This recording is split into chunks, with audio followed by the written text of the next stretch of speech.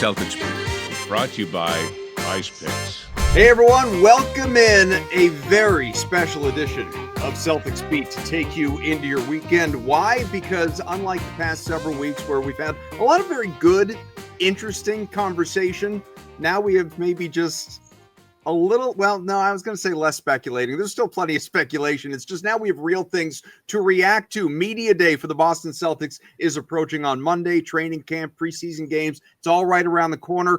Ownership spoke this week. New ownership for the very first time. So what did Bill Chisholm have to say? And of course, Jayson Tatum spoke with anyone who would listen. I mean, just about everybody on the national stage. Tatum had their ear, video, print, digital. I mean, I guess we didn't have him on this show, so we're not perfect, but Tatum was busy. I don't know if Sean Grande, our guest here, had a moment to speak with him. Grande, of course, voice of the Celtics. He is on Twitter at Sean Grande PBP. Also has another super secret account with a handle that you will never discover. I haven't found it. I've been looking for years. Sean, how are you? That's the first time you've ever brought me on here without saying long time, like at least to my face at the Well, it was in the intro. Well, I thought this was the perfect year. You guys could just beat up on me all year because not only is it the 25th anniversary season, Woo! DMX, 25th anniversary. I got that in an email today, and I got an email today that said in December. I have no idea. Apparently, I'm going to become the all-time. I've called more games at TD Garden than anybody else. Wow! So now all of you now have no shortage of ways to call me old. Like they just keep coming day by day, as if, getting Garden career leading broadcaster Sean Grande.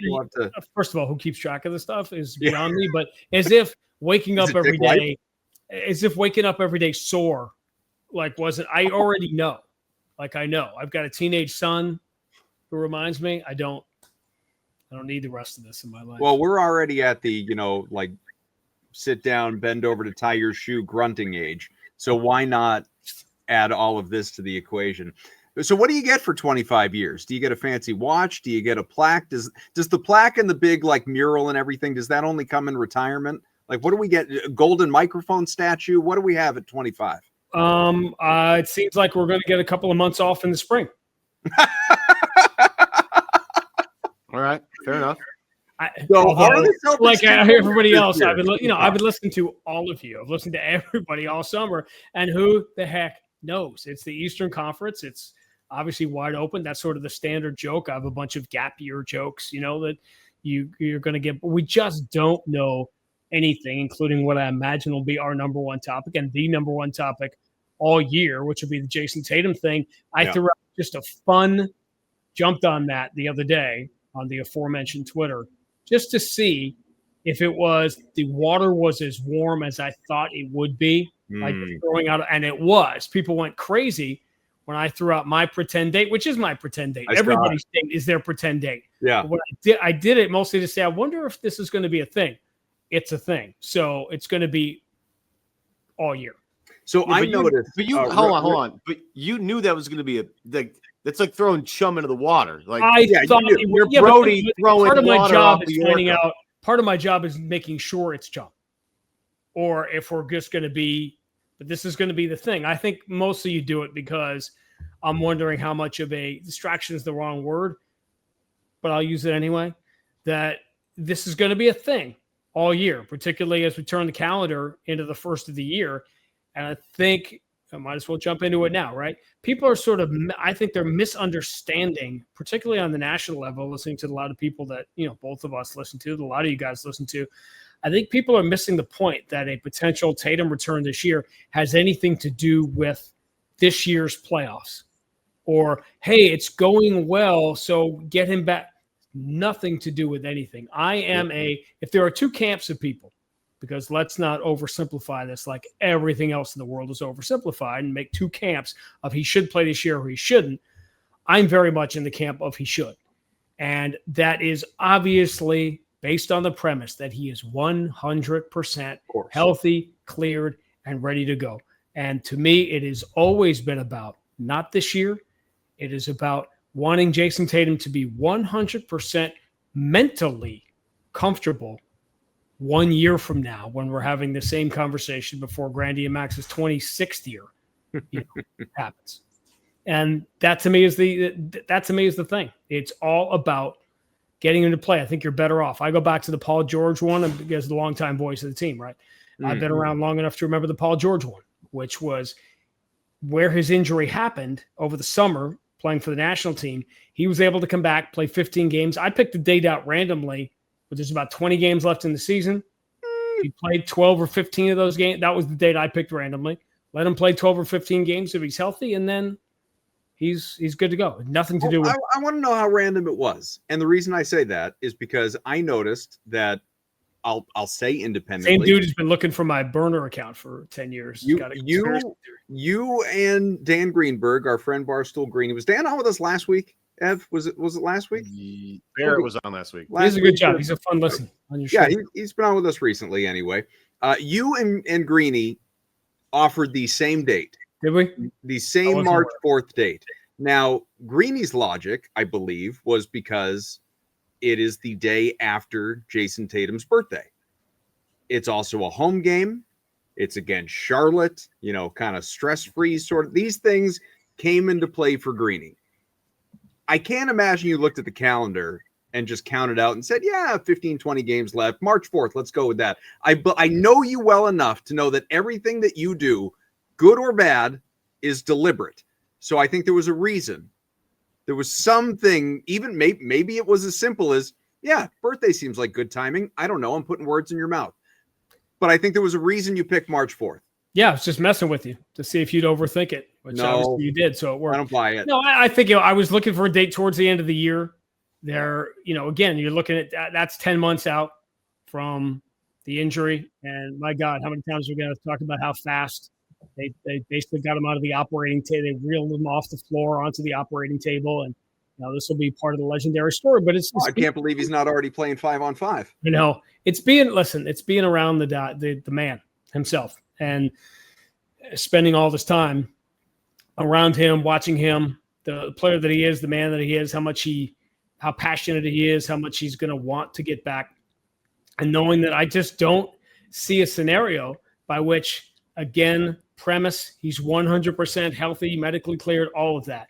If that happens in February, I don't see the proverbial wild horses keeping him from playing. And I don't think it is in the long-term benefit.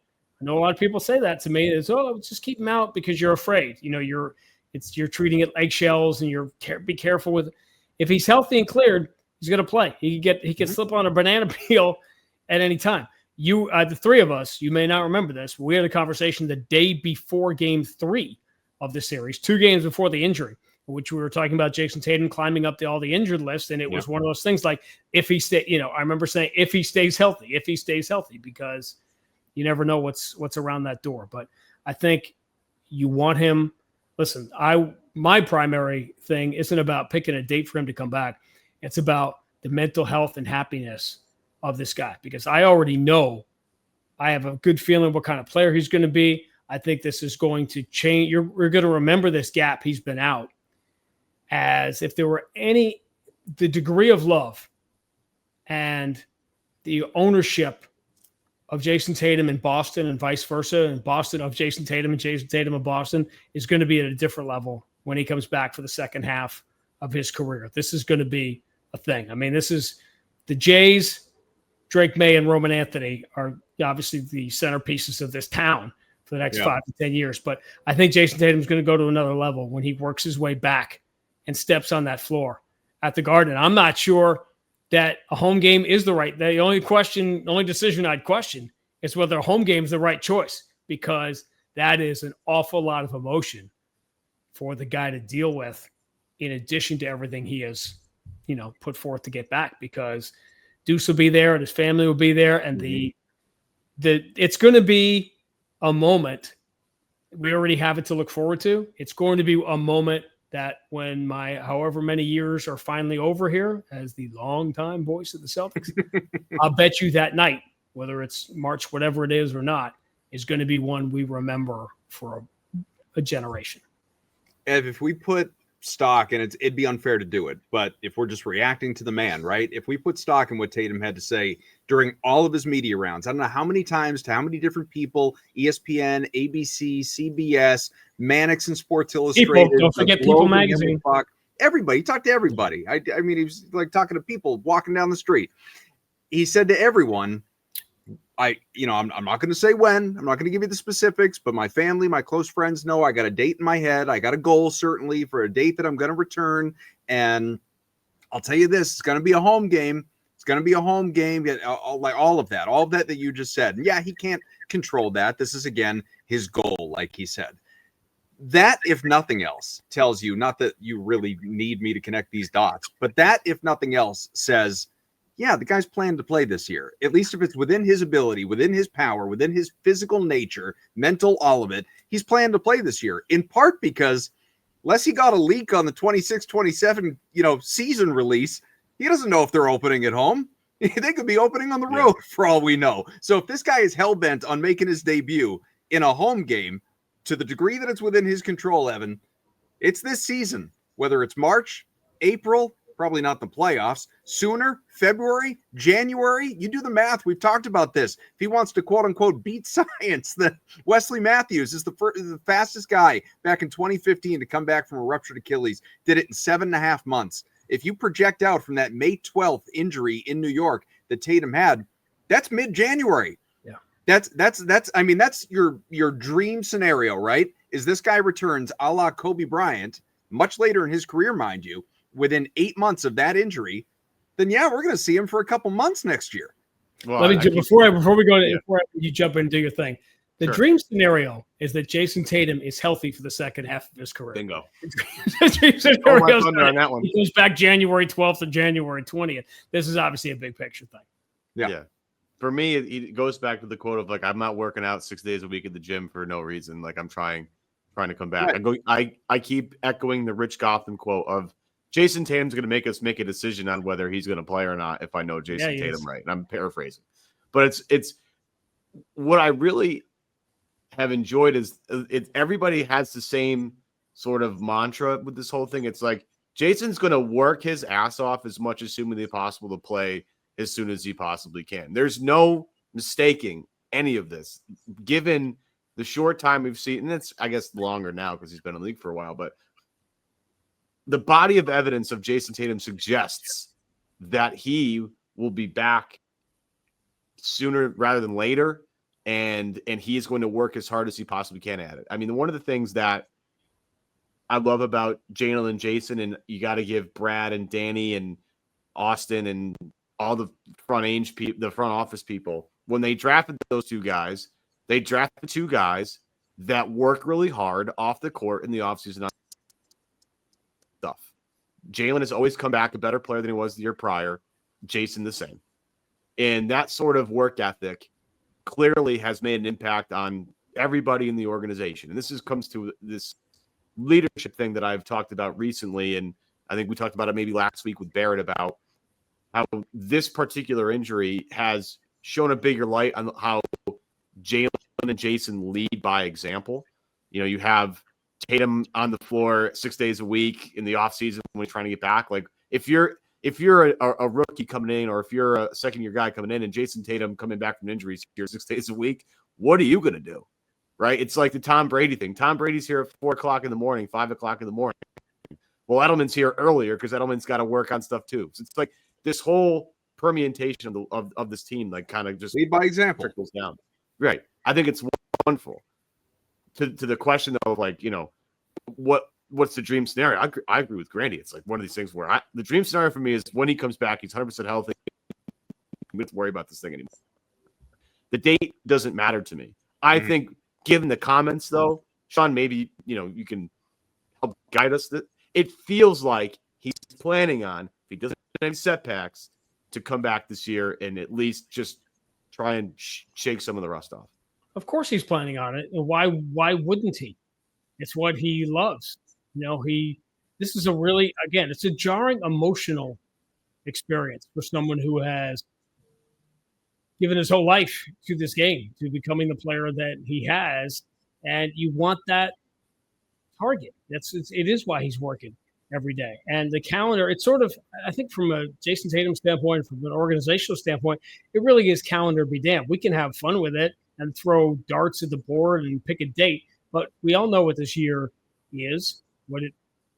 I would say we don't know what it's going to be, but I personally am okay with that. I think a lot of people are. I think my main takeaway is being in town this summer and having people come up to me at Fenway or people come up to me on the street. I think there's a real genuine, I'm not talking about the 1% of the 1% who are going to get mad on social media or whatever. I mean, just genuine fans are really okay with whatever happens this year and how it plays out. And I think that all plays into Jayson Tatum being healthy at the top of the list. Well, I think there is we've talked about this a lot on this show over the summer, albeit not with you, Sean. So I want to have this conversation with you. I think there is quite obviously a wide range of outcomes as it relates to this Boston Celtics team with the roster that they currently have. Not to say the changes won't be made in season. Obviously, there's the whole, will Anthony Simons make it through the year? Is he, gone even somehow before the season? Is he a Celtic at the end of the year and they're looking to re-sign him on the cheap? Any number of things are possible. We have had guests tell us that this is a team that probably wins 25 games. We have had guests tell us this is a playoff team. Have you guys looked at the Eastern Conference? Of course they're a playoff team. And not only that, they could win a round. They could be right back in the semifinals where they were last year. They're not a contender. They're not a championship team as we know them right now. There's no version. There's no version this team wins a championship as it exists right now. However, let's say you do get Jayson Tatum back in March. Say he looks all right. Maybe not exactly the same guy. I think it's going to take a little bit of time to return to form if he's, fortunate enough to get there in general. And we all hope he is. He's still young. He's got age and science on his side and all of that. But let's just say that doesn't happen this year. That's the fall next year. Fine. Whatever version of Jayson Tatum you get back this season, if it happens, you give him a few week ramp up to the playoffs and then boom, you're in the postseason. Are they a contender? No, but I'll tell you what they're a contender to do. Have a Cleveland or Orlando win 56 games and then say, wait a minute, who do we have to play in the first round? And that is one of the things that's going to make this year, to me, fascinating and a lot of fun. And once you let go of what the Celtics had to do, and I think we all know they had to do it, this had to be done, you realize that there's a freebie element to this year. And I do love that everyone is all over the map of what's going to happen. And I won't throw anybody under the bus. Obviously, there's a lot of people doing a lot of Celtics podcasts, but one of your compatriots was talking about the schedule after it came out and saying, well, you open with Philadelphia and, that's sort of a soft, someone who was trying to talk themselves into that 45 win angle, right? Trying to get themselves there, which I think we all think is sort of the high end, best case scenario. Everything has to go right, Sure. Which, by the way, never, ever happens. It never happens that everything that could go right goes right. It doesn't work that way. But in doing this and trying to talk him or herself up to this number, say, well, opening night, that's kind of an easy, easy, softer game, Philadelphia at home.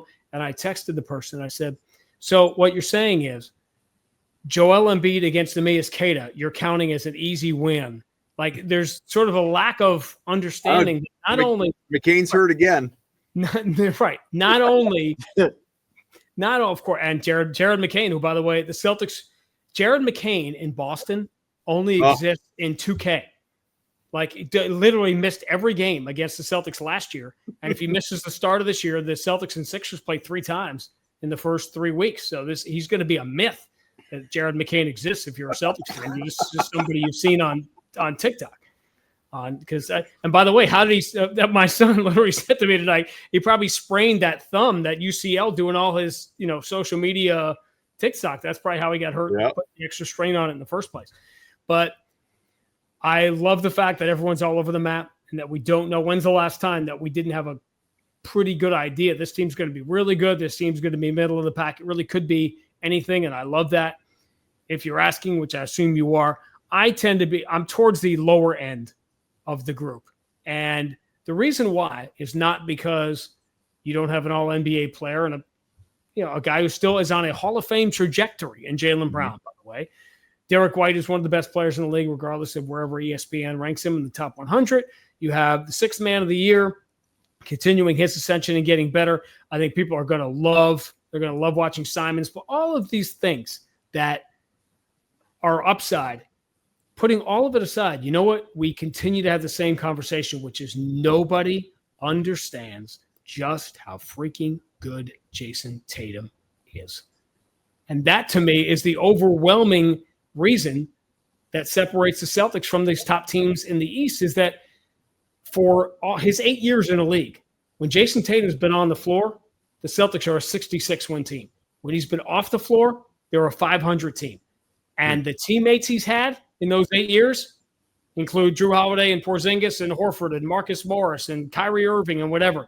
And still, when he's off the floor, they've been 500. So this team isn't as talented as we speak today on late September before training camp.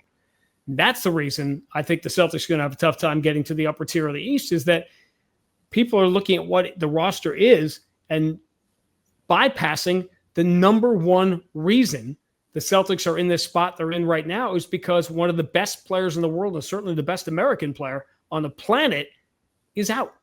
That's the reason why. Let's take a quick break, tell you about our good friends over at PrizePicks. PrizePicks is the best place to get real money sports action. With over 10 million members and billions of dollars in awarded winnings, PrizePicks has made daily fantasy sports accessible to all. You just pick more or less on at least 2 players for a shot to win up to 2,000 times your cash. You heard me right, 2,000x. Run your game all season long on PrizePicks. Cough, last week, his first week, we didn't hit the flex play. We did not hit it. We were 1 for 3, which is not a winner. No. So we got to go back to the drawing board this week. Doesn't even count. I don't even remember it. I know, right? We got to go back to the drawing board this week for our flex play for PrizePicks. What you got? Week 4 in the NFL, in the National Football League. We have another flex play freebie for this week. Jalen Hurts more than 0.5 passing yards. Was that the one that hit for you last week? Patrick Mahomes, passing yard? Travis Kelce catches 1 pass. Yeah, so that's so we'll take the Jalen Hurts. We'll take that. Look, free money is still money. We'll take that. Yep. Next one, you'll like this one. Drake May. Okay, I'm listening. More than 214.5 passing yards. He's 3 for 3 on that so far this year. Terrible defense on the other side for Carolina. I love it. Despite the 30-0 beating of the Falcons the week prior, I still think Drake May, who has done this every game so far, win this week. I'm into it. Now, this last one is a bank. I am banking on the absolutely atrocious, the completely abominable Cincinnati Bengal defense. I got Cortland Sutton. Prime time. More than 65.5 receiving yards. Yeah, that makes sense. I mean, like you said, a sieve of a defense, especially the secondary, and the Broncos heavy favorites in this game. They're going to be passing early. Important game for, both teams, but crowded AFC West. Something's going to have to be a factor. Did you hear that noise just now? Is that cha-ching? No, that was the noise of the Minnesota Vikings scoring one more time on this instead. No, I didn't hear it. That was a disaster. Anyway, with that in mind, flex play, baby. You hit all 3x your bet. If you only hit 2 out of 3, it's 1x, which is, for me, it's a win. That's a win. We'll take that. And getting your money from PrizePicks could not be any easier. In little as 15 minutes, once you roll into your account, whether you have a debit card, whether you have a bank account, whether you use Venmo, doesn't matter. It's quick, easy, painless. Use PrizePicks. It's the best. So download the PrizePicks app. Do it today. Use code CLNS. You get $50 in lineups after playing your first $5 lineup. Again, download that app. Do it right now. Well, maybe not right now. After the show, then go do it. Download the app. Promo code CLNS. $50 in lineups instantly to you after playing your first lineup for only $5. PrizePicks. Run your game. Sean Grande hanging out here with us and talking about all the different things that have gone, really throughout the offseason. Sean, something you were just alluding to, and it's kind of a good reminder to me that, man, we've been discussing this all season, off season, but we haven't done it with you yet. And I think it's worth delving into just a bit because it's very relevant to obviously what Bill Chisholm and company spoke about this week, as well as all those changes in the offseason. The fact that even if you did get a Jayson Tatum back, he's not exactly coming back to that same contending roster. You were last on with us, as you mentioned earlier, way back in May. Since then, the emphasis of getting under that second apron, even flirting with getting under the first apron, bringing in Anthony Simons, who we discussed for a moment, but Porzingis traded away, Holiday traded away, Cornette signs elsewhere, Horford presumably is signing elsewhere, but he's certainly not coming back here. This team, I've half jokingly made the comment that, there are G League teams that have a more compelling front court than this Boston Celtics team has. Now, I definitely meant that before they added Chris Boucher. Boucher, I do like that, creates an interesting situation there. But nevertheless, this is a roster in flux. So, I'm curious, sort of overarching, because I know you could go on and on and on just about all the changes and what each individual has, meant to the team and what their loss means to the team. But the overarching thoughts upon what this has done to the roster now, kind of being in transition, and also the emphasis for those above, Brad and Zarin and all the brass up top, evaluating who's part of this thing come 2026, when in their minds they should be contenders again. And that's the beauty of the season. Are there going to be nights when we go, man, Josh Minot, where have they been hiding this guy in the league? There are going to be nights like that. Boucher's a really good player. He's played well against the Celtics over the years. A lot of these guys have. It makes it, what's fascinating to me is not only one of the reasons we don't know how many games they're going to win or have any kind of handle is because it's such an odd roster.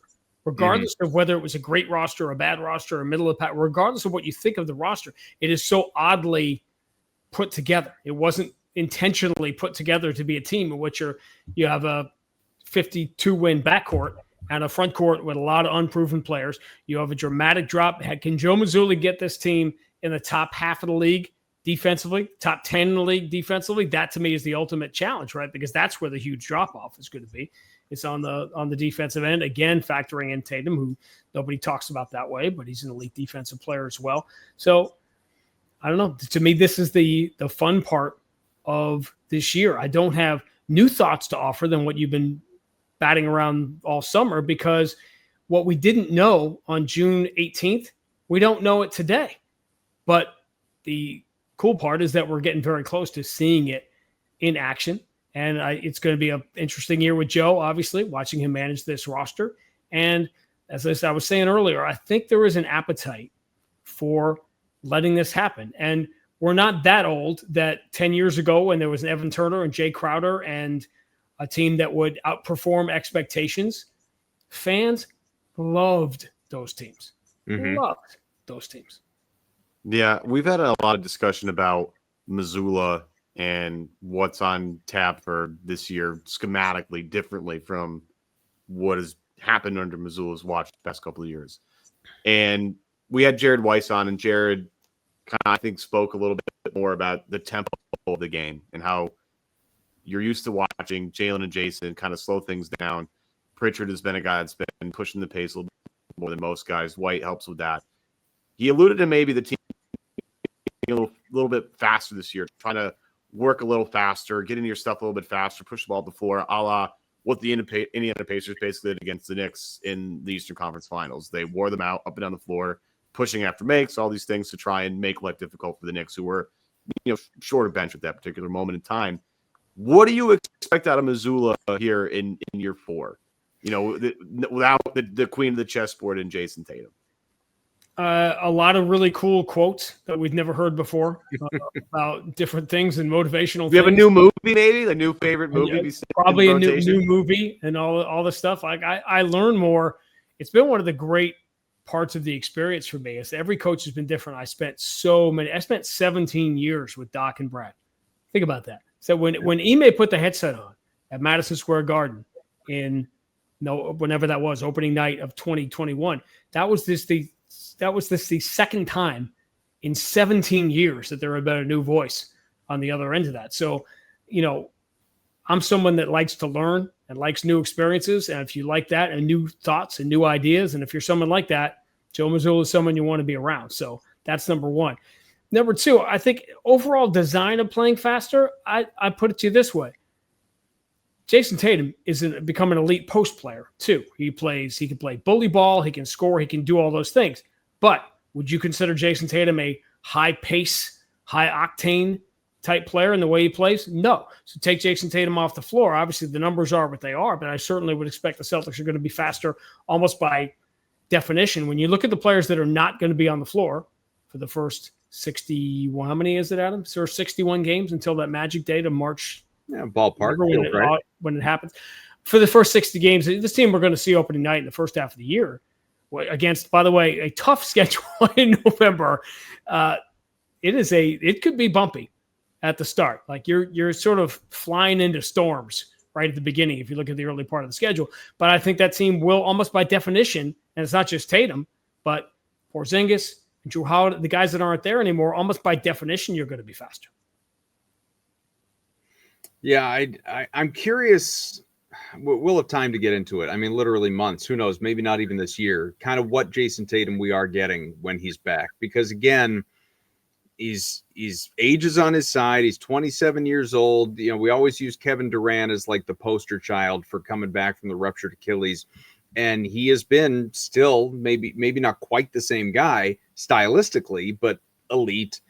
MVP conversation, top 10 votes, perennial all-star. And he suffered his injury at 32. You know, at that point in time, you're in your prime years, near the end of your prime years. Tatum is just entering his prime. But one noticeable thing, and we've talked about this a little bit in the past, Dev, but I think Sean is, you know, with all the basketball that you have seen, obviously, especially up close with Tatum in his entire career, and, you know, Durant, the number of times that you've seen him along the way as well, Durant has changed the way he's played. Yeah. You know, the 2-point attempts have gone up since that injury. The free throw attempts have gone down since that injury. He has turned into more of a mid-range guy, less explosive, doesn't attack the basket with the same regularity. I think people would worry a little bit about, not that Tatum is like Ja Morant, you know, kind of like putting on a show, dunk contest type of stuff out there in games. He's a totally different type of player. But is he going to look different on the floor stylistically when we see him again? And I don't mean first couple games. You know, like let's say he plays toward the end of this year for a few weeks. I'm talking about next year, the fall. Jayson Tatum post-ruptured Achilles. Who is he? I think he's going to be an older, not old player, but an older player than he was. So I think a lot of that stuff comes into play. If this is an aggregator warning, can we, for the sake of the three of us at least, and that the analogy I'm about to use, the analogy Grande's about to use is not the representative of anybody, nor am I suggesting that the Beatles are greater than Jesus or God is a thing or whatever it is. There we go. It's like a disclaimer. I want to use you got to put a disclaimer out. This is all to use the Michael Jordan comparison, not his epic impact on the game and being the best player ever, but the year off. When you got to see first as Jaylen Brown moves into the Scottie Pippen role as being the guy. Yeah. And then Jayson Tatum, if he does in fact come back for the final 15 games, trying to get himself back physically, as Jordan was in 95, while also trying to fit into whatever this season becomes. That's information, again, as I go back to what I said at the beginning, I want him to have so that he and Nick Sang and his team have a much better idea physically of what they want him to be next summer. That is why, again, underscoring the point earlier, why if all things are equal and he's completely healthy, nothing to do with the playoffs this year, it would be my personal, I think you're better off having Jayson Tatum play 15 games and get his legs under him this year so he can start with that information downloaded in his computer, in his personal computer going into next summer. So what do you do with, like, let's say he comes back, plays, and makes the play-in tournament. Maybe they advance to the opening round. Is this the should Jayson Tatum play important games question? Well, yeah, this is we all know that the postseason is a different animal than the regular season. It's just much more physical, travel, all that stuff. It's different. It's harder. It's more difficult on the body. Like, is this, so he plays 15 games and, he plays sparingly in the playoffs. He doesn't play in the playoffs. He plays depending on how he feels. Like, how do you see that going? Because we've made a lot of arguments of, like, even if he comes back and plays, and they make the playoffs and they're like, I'm not quite sure if playoff basketball, like we talked about March 4th, they're playing. And I almost feel bad at this point that the Charlotte Hornets are just we're talking it into existence now of this joke. Like, okay, a game against the Charlotte Hornets on Monday in Charlotte at home obviously doesn't have the same cachet as starting a series against the number 1 seed Cleveland Cavaliers or New York Knicks or Orlando Magic. Like, I have a hard time picturing Tatum coming back, playing some games, and then being ramped up for playoff physicality. I have a hard time with that. Well, first of all, by definition, he'd be ramping up. In our imaginary scenario, in which he's available for the final 20 games, plays 12 or 13 of them, you're going to have a pretty good idea going into the playoffs. In a longer form and another time when we didn't want to keep diverting into other topics, I might open up the discussion of how much harder the playoffs are now when you have so many days off in between games. Now, in this case, you're probably in the play-in tournament, but remember the Celtics have not been in the play-in. We've had scenarios where the Celtics have not been in the play-in tournament for the last few years, although everybody forgets, great trivia question, the Celtics played in the first ever play-in game against Russell Westbrook and the Washington Wizards in 2021. But the Celtics have not been in that play-in tournament. So they have had, by definition, and then you win the first round in 5 games. The Celtics have had these runs the last few years where they've played 5 games in like a 3-week span. So, yeah, they're playoff games and they're hard and they're uphill miles, but you could have a discussion about exactly how hard those are. And again, what are we really talking about here? A scenario where the Celtics maybe win the play-in tournament and then play in Cleveland or New York or Orlando and in the first round, and they certainly wouldn't be expected to win and just probably put a heck of a scare into a team that – there's the beauty of this year. If there's no pressure on the Celtics, the pressure is on everybody else because everyone's like, well, Indiana's not there. Boston's not there. So the East is wide open. Only one team can win the East.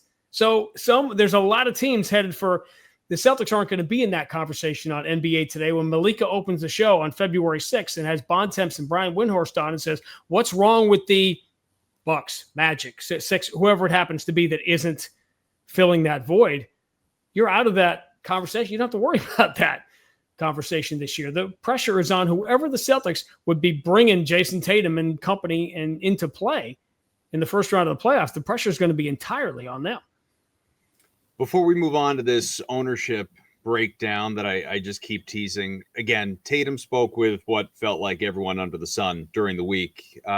Was there anything, we've hit the high notes, obviously, but from all these conversations that have been aggregated at this point that I'm sure you are very much on top of, was there anything that he said that caught your attention that we haven't gotten into?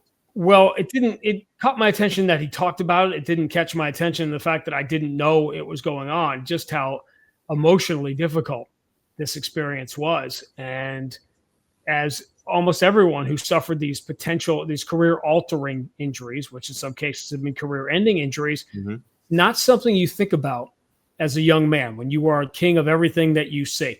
These do not, your basketball mortality is not something you deal with things in real life. Basketball mortality is not one of them you're dealing with at 26 and 27 years old, especially when you're one of the best players in the world. So I know everyone's concerned about Jayson Tatum's Achilles. They should be, and Jayson Tatum the player, but that's not what I thought of or what I took away was how, proud I continue to be.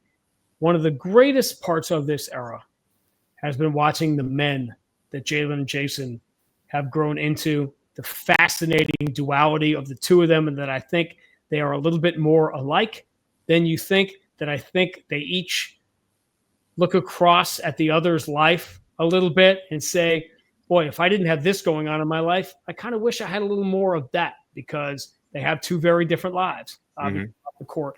But they are, I remember having this conversation with Ime years ago, just we would shake our heads at these guys at 22 and 23 had this level of emotional maturity. So to watch him, as a man, and I think be able to talk about that, all playing into what I think, whatever the magical night is, it's going to be really special when he comes back on the court. Not because we're going to get to see him play again, because we've been treated to 8 years of it, and we're going to be treated to a lot more. But I'm just so freaking happy. I'd say 90% of the conversations Jason and I have had over the years have been about being dads. And I did an interview. It lives somewhere. I remember saying in the second round of the playoffs a couple of years ago, I did one of these interviews where occasionally I'll say something that ends up happening. And I remember saying something like, you all guys all realize in a month and a half, Jayson Tatum's going to be holding up Deuce on the court, with the championship, like with the trophy, and that these moments that were ahead of us, because that to me was the thing I was looking forward to most, is watching him celebrate it with Deuce and celebrate it. Because that's when you want to see Jayson Tatum joyful. You watch him playing basketball or being with his son or being with his kids or both, right? And that to me, to be able to him sharing that, in answer to your question, sharing that, being so comfortable talking about it, it just sort of made me nod my head like I'm glad he's comfortable enough with the world to let the world see that side of him that a lot of us are lucky enough to see on the inside. Yeah, and for anybody that missed it too, just some of the specifics that Tatum has spoken on, which again, there have been some really good conversations out there. I know that Tatum has repeated himself a lot with respect to I haven't put a date on this, or I've got a goal in mind for that. I haven't said I'm not playing. I haven't said I am playing, like all the basketball stuff. But the stuff that you're talking about, him saying that, in the immediate aftermath, that going through his mind, like, are the Celtics about to cut me? Like, have I played my last game in that uniform? Because like he even acknowledged, like, these are, I'm using my word, not his, but same sentiment. Like, these are stupid things to worry about. Like, of course they're not going to do that. But in the moment, that's where my head went, because it's like, am I done? Like, is my career over? Is my Boston career over? And he said, to bring up Deuce, like, even, I said to Deuce at one point, like, do you believe, I don't remember the exact wording, but it was to paraphrase it, it was, do you believe that, daddy's going to come back and be, just fine? Or like, do you worry that I'm not gonna, kind of thing? And Deuce is like, nope. Like, not a concern, and he said, he's like, I just, in that moment, I really needed that. And, obviously, in his kid being whatever he is at this point, 6-7 years old, it's some of that stuff that I agree. And maybe it's, you being a dad, him being a dad, me being a dad, any of the dads out there listening, it's some of the stuff that you just, I don't know, warms your heart, or you react to in a different way than just the typical, hey, we're fans of the guy and we're fans of the laundry. Let me say something I'm 95% sure nobody else has said. I haven't heard it said when talking about this and Jayson Tatum's emotional reaction. What happened in Jayson Tatum's first 5 minutes as an NBA player? Gordon Hayward. Gordon Hayward's life change, right in front of him. Like a couple, as it happened in front of all of us, but it happened a couple of feet away from Jayson Tatum in his first 5 minutes in an NBA game. He watched an elite player have his life and career changed. So, of course, crazy thoughts are going to come flying into your head when that moment happens to you. I didn't know, it's funny. You guys like to talk about the camera being on us all the time now. So suddenly I get to see my reactions to things. And obviously that was a clip that got played a lot. And people said, well, you didn't say, it wasn't our job to speculate. Did I know what happened the second it happened? Absolutely. Absolutely. And I remember looking down, you're calling the rest of the play, went down to the other end. And the non-contact element, I don't know if I inadvertently flashed back to Gordon Hayward or whatever, but you knew what it was. The same way with Halliburton. I turned to my wife the second Halliburton happened, and I said, that's Achilles. You know it now. And you knew that everything, and I think what the Gordon Hayward thing taught me, if I didn't know it already when in calling that, is that this thing is so fragile. And you think as we're going to go into a season in which OKC is going to win 78 games and win the championship and not lose a playoff game. Guys, everything is so fragile. I had done an interview that afternoon in Cleveland saying something along these lines that, hey, it's opening night. We don't know what we know. Something always happens. 5 minutes into the season, something happened that changed that NBA season, not just Gordon Hayward's career. It altered the reality of the Celtics and Tatum and Brown. But the sliding doors moment of the Gordon Hayward injury for the Celtics is very significant because it led to this amazing year in 2018, but it set the foundation for that calamity the year after. Like none of this stuff was supposed to happen. The entire Gordon Hayward, people forget the entire Gordon Hayward experience. Like he is going to be the guy. Mm-hmm. He and Kyrie, and you had Al Horford here. Everything changed. And that can happen. You don't want it to happen, but if someone's listening to this back midway through the season, somebody got hurt, right? In the first half of the year. It always happens. Somebody got hurt that you counted on to be an MVP. And we know who all those guys are, right? At the top of the league this year. And what could happen? And listen, OKC could win 78 games because they're that good, but they're not gonna, because that's not how this works. Giannis, everyone's writing off Milwaukee. Giannis could have another MVP season and drive them up into the 50 wins in this wide open Eastern Conference. We're all counting on, Atlanta or Orlando or Detroit. We know full well one of those three teams is going to miss the playoffs and be colossally disappointing. Why? Because it's my 28th year in the league. And in the previous 27, something like that always happens. So therein lies the beauty of, at least if we start this year as Celtics Nation, not looking at it as championship or bust, there's a real exhale freedom that comes with having this year. So enjoy it, because you heard Bill Chisholm at the press conference on Thursday. You know full well that this is going to go right back to championship or bust next year. So let's enjoy what this year is while the new ownership gets its feet under him, and hopefully Jayson Tatum literally gets his feet under him on March 4th or whatever it is. I don't want to go too far into this rabbit hole, but I just want to mention the fact we brought Hayward up in that season. I don't think people watching this show probably get it, but people that aren't C's fans, I don't think people understand the amount of joy I had watching that team in the preseason just wipe the floor with everybody when they were healthy. People forget that. They were killing teams. Whipping the ball around. Oh, it was amazing.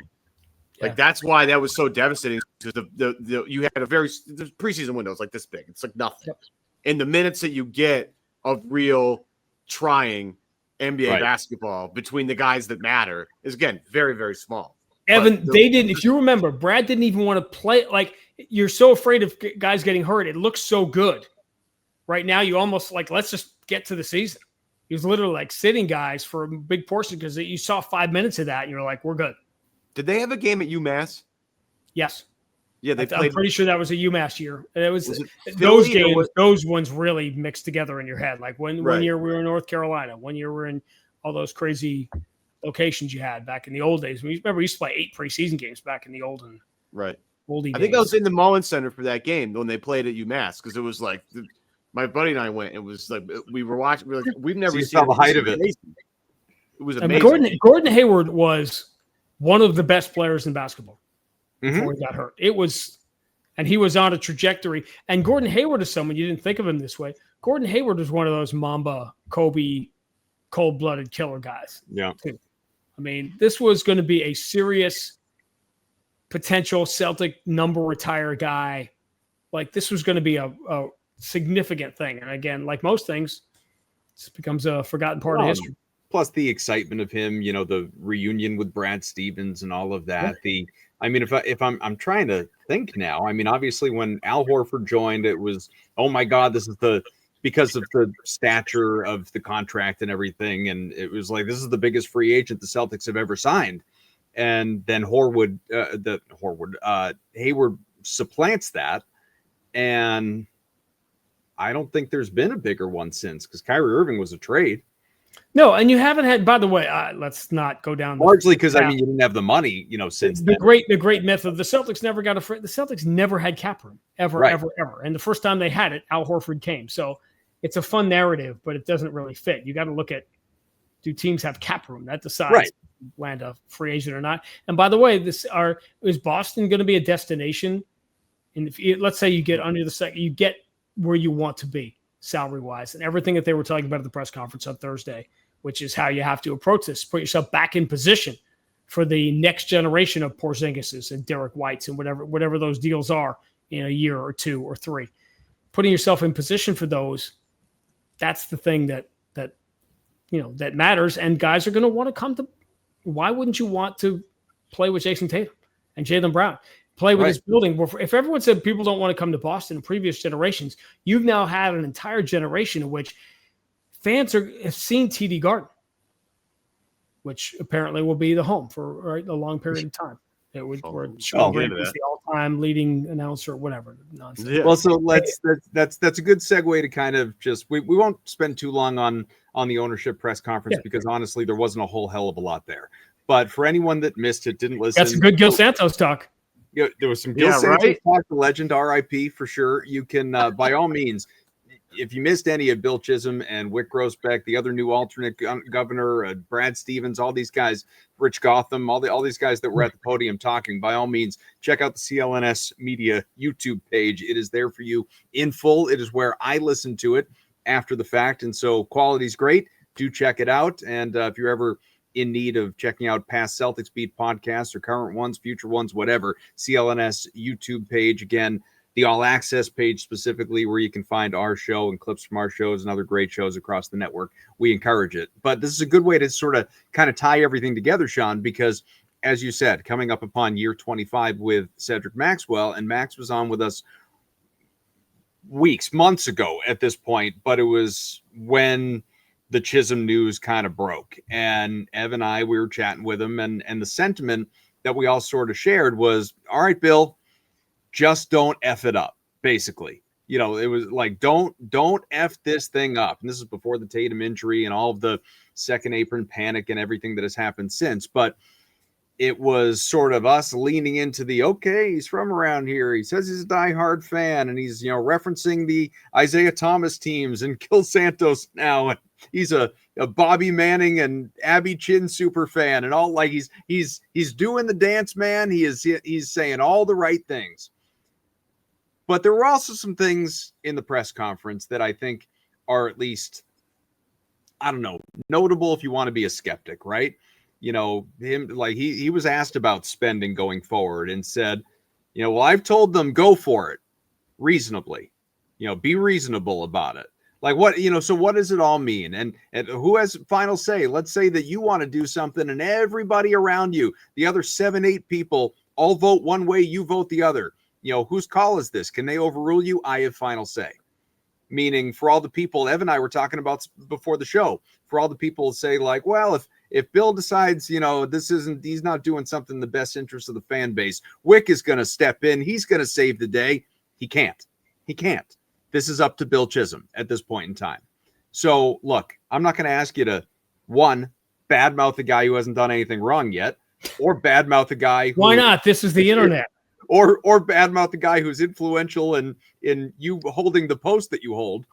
But what concerns should we have, if any, about this new ownership group and anything that came out of the press conference? Well, I certainly wouldn't be concerned about anything that came out of the press conference. I didn't interpret it the way you did when he said be reasonable. I took that as a specific reference to the rules that allow you have to get into the position to spend the money before you can spend the money. And I'll tell you a couple things about it. I'm not going to tell you what I texted. Bill and I texted after the press conference. I thought he did really well. And I thought he did especially well once he made opening remarks and he was reading them. Yeah. And I thought when Bill Chisholm threw those away and was done with them and was just Bill answering the questions, honestly, I thought everything completely changed. And you got a taste of the guy. I think the paranoia that somehow there's going to be some sort of philosophical change about winning from Wick to Bill Chisholm, I don't know where that comes from other than just general fear. And I tell you what, I thought Wick had a great moment when he didn't have to, stepping in to explain that not only what the rules are, but that I helped make those rules. Mm-hmm. These are the rules that box all the teams in. The league is now set up where if you have a run like the Celtics have had, where you go to, 10 conference finals in 25 years, while the Knicks don't get to one, while you go to the finals twice, while you're a championship contender for 8 of the last 10 years, it is literally designed to stop that from happening. So talk about fighting against the tide. And is it bad luck or whatever that Bill Chisholm comes in at an exact time that you have to do that you have to take the step back? Yeah, but I don't think he cares, because if you heard him on Thursday, he's very clearly talking about 5 years from now and 10 years from now and 20 years from now. And I thought he was as honest as you can be about things like WNBA and TD. He could easily have said, we haven't looked at anything involving TD Garden or the WNBA. And he, I think has that natural thing, which can be dangerous. If you're someone like me who can offer advice to people media wise, he comes across very much as someone who wants to answer questions maybe more than you need to. I know from a media standpoint and a fan standpoint, you want all that stuff. But I think Brad was like that at first too, where you're trying so hard to diligently and honestly answer the questions. And I think he was doing that. I think he came across as, pretty genuine, and he answered that was a tough question at the start. Corrales came right out with his ace in the hole, which is who makes the decision if there's 8 people. He's been waiting to ask that question for months, right? If there's 8 people in the room and a decision has to be made, and you could tell Bill didn't really want to say it, but he said it, which is it's my decision. I'm going to make it. And by the way, that's the way it should be. And if I spent $7 billion, I would want final say too. And I think he tap danced around it well. It's like, well, first off, I'm not just going to ignore what everybody else says in the room. Obviously they're going to take everything under advisement and talk about stuff. But you you pay $7 billion for a team, you're probably going to have final say. I just think it's interesting having Wick be a part of this whole thing still. I think there's like good things and bad things about this. There are great things because I think nobody has a higher approval rating in the city of Boston than Wick Grosbeck right now. I don't think any owner. I think he's way above, levitating above everybody else by atmospheres and stratospheres. And having him be a part of it, I think makes people feel more comfortable with Bill because we know Wick. Say that when Crochet's pitching game 1 of the series in a couple of weeks, or I said it's the ownership group. I don't think anybody likes John Henry right now. And that's probably you don't think so? No, I don't think a lot of people like John Henry right now. This is more of a. I'm not going to even. You know what? We're going to put that over here. I'm not going to do that. I do think having Wick around makes people feel more comfortable with. Okay, there's a voice that everybody's sort of familiar with in the room, who we know is a diehard Celtics fan. We know that he worked his ass off to try and build a contender, a winner. Kaufman. How many shows have you and I had over the years where it was like, I'll believe Wick, he's going to spend money when he finally does it. And then he went out and did it, and they won an NBA title. Like he did back it up eventually. So I think having him around is good. But having him around could be bad as like a power struggle sort of situation where, Wick, who's been there, done that, versus a guy who paid $6 billion to the team. Do you see that ever becoming a problem between these two guys, or is it too early to tell that right now? First of all, it's way too early to tell anything. It's a very fair question because historically this does not work, right? Let's see what happens with Jeannie Buss. We saw what happened to Mark Cuban. Yep. Historically, this does not go well. But as you just said, people have preconceived notions, and then sometimes they're surprised. The previous ownership group, that's the difficult part for Bill coming in here, is that the previous ownership group won a championship. They won 2 championships, and they, as you said, their approval rating should be that high because they did what, Wick and Pags and everybody did everything that was required to win. The pieces fell into place, and there's no reason to believe. And I think the other thing that was important to point out, Brad has sort of indicated it, and Wick said it flat out today, which again, he didn't have to do, making it very clear. This would have happened anyway. If there was no sale, and I think most people, particularly if you're this far into a podcast, you certainly get this. This was going to happen if there was no sale. Porzingis, Holiday, under the second apron. This was happening. The only way that it wouldn't is if the Jayson Tatum injury doesn't happen. If the Celtics had won last year, which up until the minute that injury happened was still in play, I think the pressure to try to win a third, who knows? We'll never know, right? But you would have had to go for it if you had, because nobody has done that, obviously, in this modern era. So, but once it didn't, this was going to happen. It didn't matter if Wick or Bill or Pags or anybody on the team. You had to make this move. It is a financial requirement. It's a fiduciary responsibility to the franchise. It's business malpractice to not go under the second apron for the Celtics at this time. And it's going to happen to the Thunder. It's going to happen to everybody that makes the kind of run the Celtics just made. And most teams won't ever get close. that a good thing? Now that's a whole nother, Yeah. if you're a Celtics fan, it's not. Yeah. I think history will tell us that, right? In 30 years, if the league gets so healthy, if the NFL has Green Bay and Jacksonville playing in the Super Bowl, Sure. 80 million people are still going to watch it. Right now, there are friends of mine at Fox who are staring down the barrel at a Milwaukee-Toronto, Milwaukee-Seattle World Series, and that does not, right now in 2025, have the same cachet that a Yankee-Dodger series is going to give you. So where are we? Are we in the NBA? We're in Indiana-Oklahoma City final. Financially, we can't use ratings anymore. Everything's changing, obviously, with TV ratings. But is the NBA strong enough? And you can have Indiana, Oklahoma City one year, Orlando, New Orleans the next year.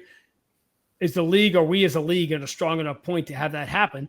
Or do you still need Boston, New York, the Lakers to be around the championship? That is the question that your question begs, which is it a good thing for the league? It's like most things. We're not going to know, we're not going to know for a generation. There's revolutionary stuff happening here. A league in Europe, NBA expansion. The television landscape in the league is in the middle of changing. That's the biggest thing I think a lot of you guys have to worry about now is just knowing what night is on Prime and what night is on Peacock and figuring all that out. So, again, another great thing for Boston fans to have a gap year. So you can just figure that part out. Like, which are the games that are only going to be on Prime on Monday night and which, So a lot of the things are, is it a good thing that the second apron? Doesn't feel like it, right? If you're a Celtic fan. But it feels like it if you're a fan of the Orlando Magic, because all of a sudden you're the Detroit Pistons and you got these teams out of the way.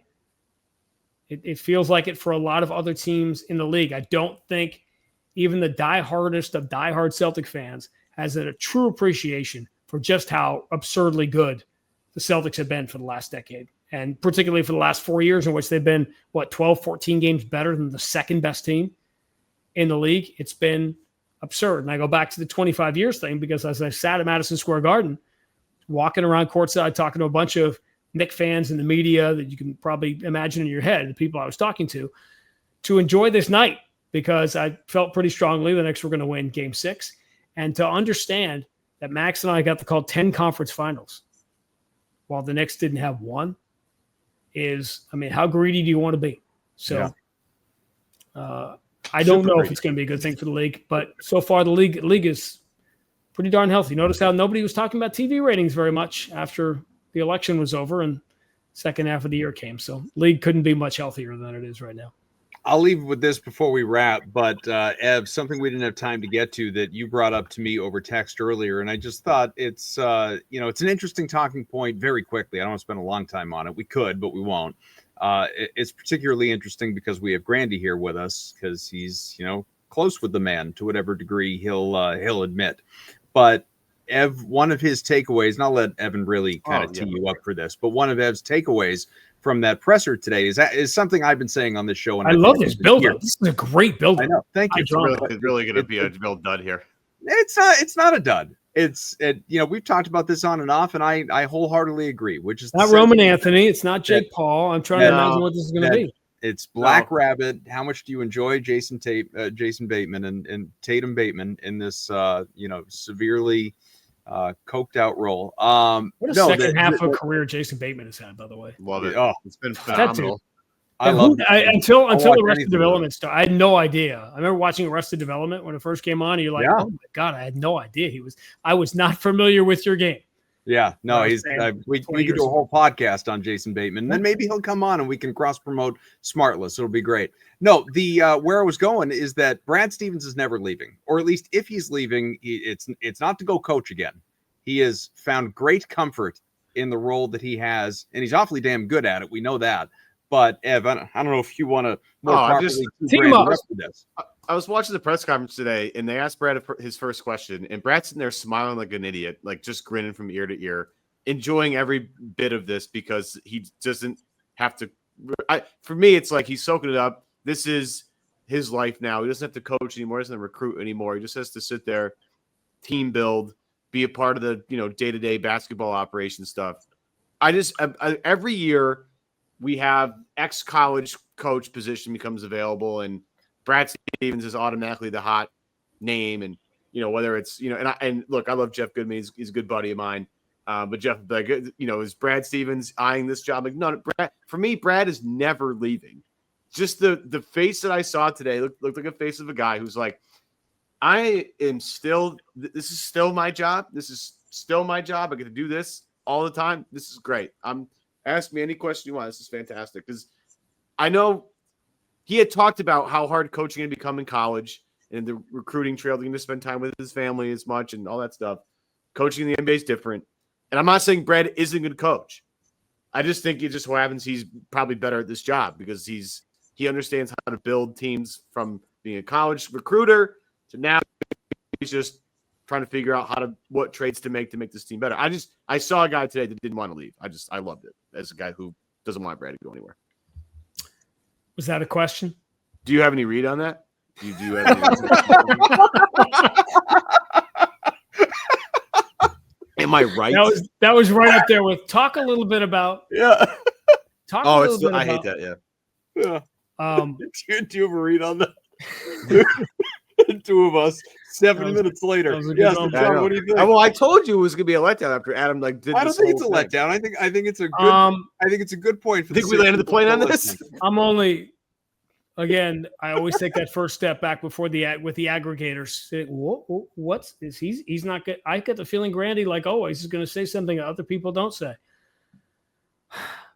So you seem to have made up your mind that Brad is here forever and that he's not going to coach again, and that seems to be your read. Let me ask you this. Basically, Red House. Let me ask you this. At this point. What's your take on? No. Let me ask you a real question. Were you caught completely off guard when Brad Stevens was named coach of the Celtics? Oh, I know where I was. Yeah, I was completely. Were you caught completely off guard when Brad Stevens was named as Danny Ainge's replacement? Absolutely. Yep. Are you going to be caught completely off guard? It sounds like you will be if Brad Stevens decides one day he wants to go back and finish what he started. And by the way, is he now even more qualified and more in demand to run a college program now that you basically have to be a general manager too, in addition to recruiting? Is he not almost an even better candidate than he was before? I think that Brad is really comfortable with Bill. And I think he wants one more bite at the apple, as everybody does, to what's the next challenge for the Celtics? It's to overcome the rules, overcome the second apron, overcome the Tatum injury, and get back there. But does that rule out the idea? Brad he's not even 50 yet. So does that rule out the idea of him one day doing something completely different? Remember, the beauty of this job for him, forget the professional benefits of it, was being around his kids. Yeah. As they grew up, as Adam can start to attest, as I can start to attest, as I approach my son's 14th birthday, there comes a time when the kids aren't going to want to be around you as much. You're not as cool as you used to be. And you're talking about, hey, my job here is done.